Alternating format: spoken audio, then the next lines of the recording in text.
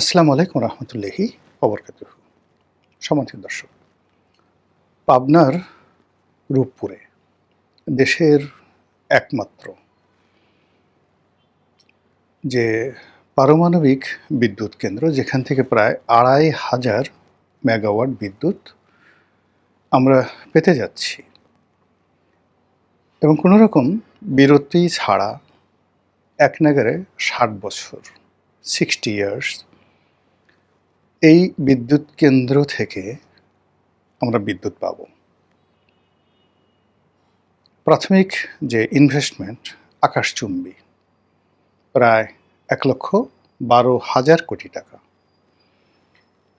কিন্তু per unit হিসেবে যদি ধরা হয় এবং আগামী ৬০ বছরের যে মুদ্রার অবমূল্যায়ন বা অতিমূল্যায়ন ধরা হয়, ডেপ্রিসিয়েশন ধরা হয়, তাহলে এই বিদ্যুৎ যতটা সস্তা, একেবারে পানির মতো, মানে সোলার পাওয়ারের যে বা জলবিদ্যুতের যে খরচ, তার চাইতে অনেক অনেক কম।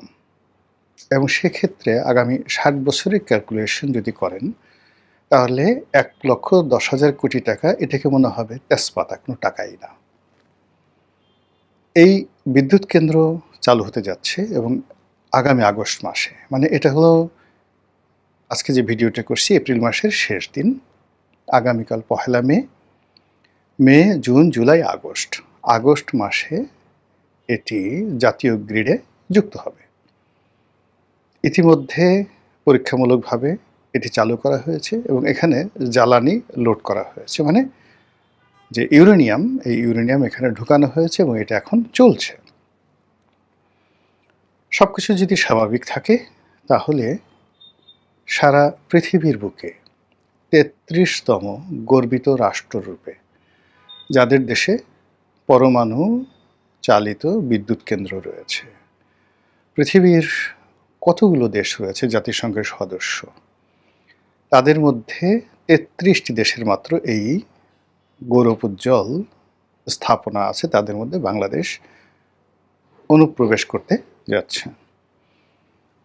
এটা আমাদের জন্য অতি গর্বের, পুরো জাতি এর জন্য গর্বিত। এবং এই পারমাণবিক চুল্লির সঙ্গে, এই পারমাণবিক বিদ্যুৎ কেন্দ্রের সঙ্গে এবং বাংলাদেশের মতো একটি জায়গাতে, জনবহুল একটি রাষ্ট্রে পারমাণবিক বিদ্যুৎ কেন্দ্র স্থাপন করার মতো যে প্রচণ্ড দুঃসাহস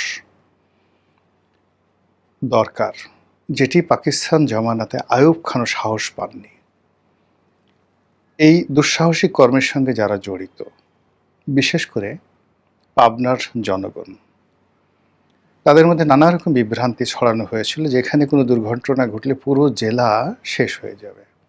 তারা রাস্তায় নামতে পারতেন, বিদ্রোহ করতে পারতেন, কিন্তু সেটা না করে পুরো এলাকাটিকে একটি ক্ষুদে রাশিয়া বানানো হয়ে গেছে। অর্থাৎ সেখানে শত শত রাশিয়ান ইঞ্জিনিয়ার, কর্মকর্তা, কর্মচারী, তারা সেখানে আছেন এবং ওখানে যে একটা পরিবেশ, না গেলে কেউ বুঝতে পারবেন না। রাশিয়ান লোক স্বামী স্ত্রী রাস্তায় আলু কিনছে, পেঁয়াজ কিনছে, বাংলা ভাষায় কথা বলছে। বাঙালিরা, সেই রূপপুরের যারা বাঙালি, তারা আবার অনেকে রাশিয়ান ভাষা শিখে গেছে। একটা বৃহত্তম নয়, প্রধানতম পরাশক্তির সঙ্গে আমাদের এই যে একটা বন্ধন, পারমাণবিক বন্ধন, এটি আগামীতে আমাদের যে কেবলমাত্র যে বৈদ্যুতিক বা জ্বালানি সংকট মোকাবেলা অথবা জ্বালানি নিরাপত্তার বাইরেও আমাদের সঙ্গে রাশিয়ার এই বন্ধন আমাদের সামগ্রিক যে দেশের কৌশলগত নিরাপত্তা, এই ক্ষেত্রে একটা মাইলস্টোন স্থাপিত হয়ে গেল। ফলে যারা এই ঘটনার সঙ্গে জড়িত, তাদের প্রতি কৃতজ্ঞ। আল্লাহ তাদের রহমত দান করুন, বরকত দান করুন এবং তাদের ভুল ভ্রান্তি মাফ করে দিয়ে তাদেরকে যার যার অবস্থানে তারা ভালো থাকুন, এই প্রার্থনা করছি। এই কাজের সঙ্গে খোলামেলা বলতে গেলে, যদি আপনি ধরেন, বহু মানুষ এর সঙ্গে জড়িত।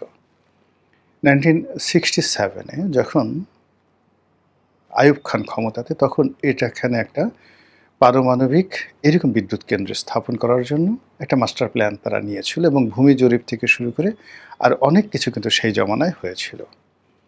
পরবর্তী যে সরকারি ক্ষমতা এসেছে প্রতিটি সরকারের সময় এই ফাইলগুলো চলতেছিল এবং কোনো সরকার এটাকে বাতিল করেনি। This is the positive. অর্থাৎ বঙ্গবন্ধু সরকার, জিয়াউর রহমান সরকার, পরবর্তীতে যারাই আসছে, এমনকি খন্দকার মোশতাক আসছে, এই যে রূপপুর পারমাণবিক প্রকল্পের যে প্রস্তাবনা, এই প্রস্তাবনাটি কখনো কোনো সরকার রিজেক্ট করেনি। যদি রিজেক্ট করা হতো, শেখ হাসিনার পক্ষে আসলে এটা নতুন করে চালু করা সম্ভব ছিল না। This is the first thing. ফলে we must show our gratitude and gratefulness towards all government official and political parties as well as the government belongs to the power in the previous days. এটা বুঝতে হবে, ungrateful হলে চলবে না। তো সেই অর্থে সিংহভাগ কাজ শেখ হাসিনা করেছেন, তাকে প্রশংসা করতেই হবে।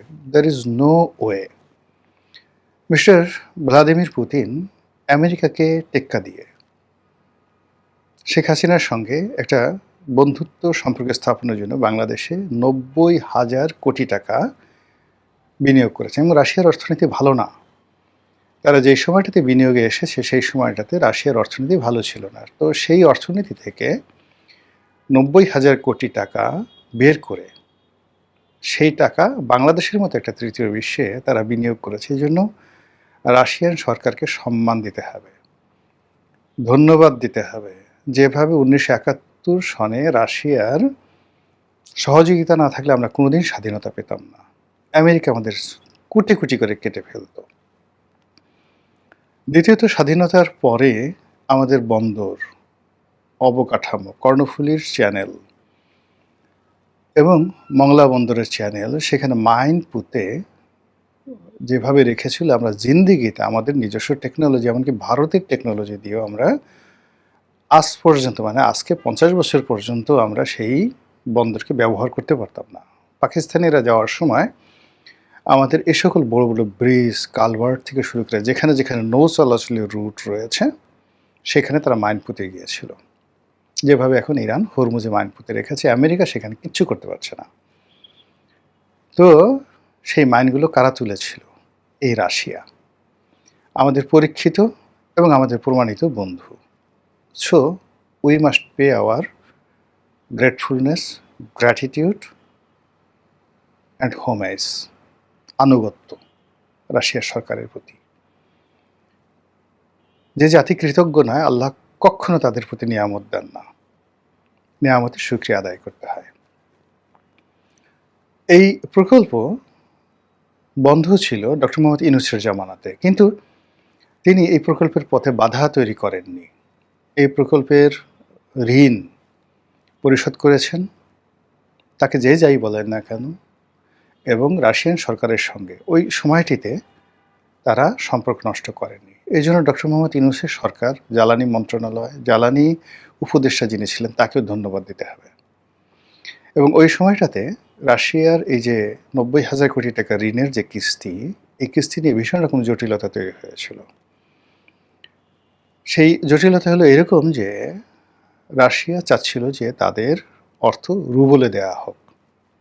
এই কারণ হলো ডলারে এই পেমেন্ট নেওয়ার মতো তাদের রাশিয়ান সরকারের কোনো ক্যাপাবিলিটি ছিল না। এর কারণ হলো মার্কিন যুক্তরাষ্ট্রের নিষেধাজ্ঞার কারণে কোনো ব্যাংক ডলারে পেমেন্ট নিচ্ছিল না।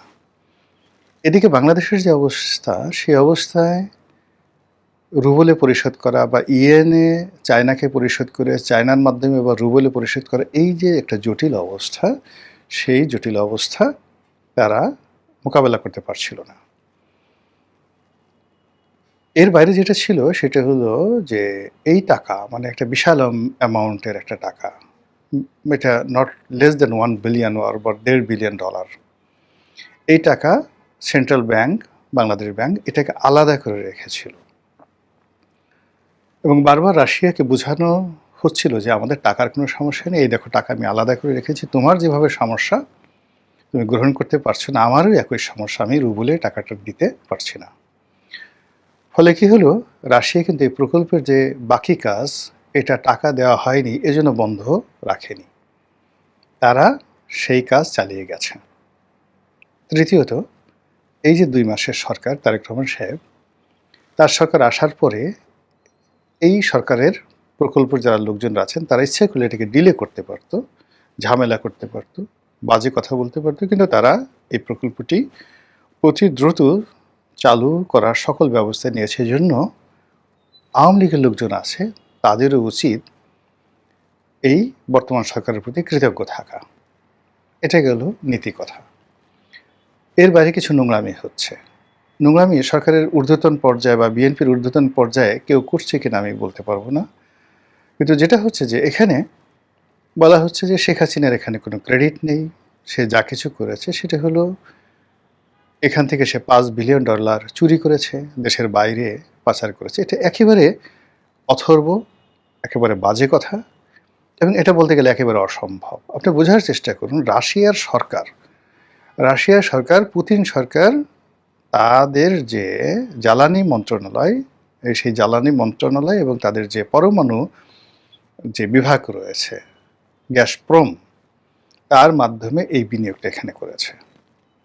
কাজে এখানে টিউলিপ সিদ্দিকী শেখ হাসিনাকে $5 বিলিয়ন, মানে রাশিয়ার মানে যেখানে টোটাল $5 বিলিয়ন মানে প্রায় ৬২,০০০ কোটি টাকা, তো টাকা দিল ৯০,০০০ কোটি টাকা। তাও এখনো পর্যন্ত সেই ৯০,০০০ কোটি টাকার পুরোটা কিন্তু দেওয়া হয়নি। হয়তো ৮০,০০০ কোটি টাকা এখন পর্যন্ত তারা বিনিয়োগ করেছে, বাকি আরও ধাপে ধাপে তারা বিনিয়োগ করবে, আরও ২-৩ বছর লাগবে তাদের এই ৯০,০০০ কোটি টাকা বিনিয়োগ করতে। তারা এ যাবৎকালে ধরুন আজকের দিন পর্যন্ত সাকুল্যে হয়তো ৭০,০০০ বা ৮০,০০০ কোটি টাকা, ৭০,০০০ কোটি টাকা তারা বিনিয়োগ করেছে। আর ৭০,০০০ কোটি টাকা থেকে তারা শেখ হাসিনাকে আরও ৪-৫ বছর আগে ৬০,০০০ কোটি টাকা তারা দিয়ে দিয়েছে। তাহলে এই প্রকল্প মাত্র ১০,০০০ কোটি টাকায় হয়েছে। এর চেয়ে গাঁজাখুরি গল্প, এই গল্প যারা সাজিয়েছে, এই গল্পের যারা নায়ক, এরা যদি সরকারের সাথে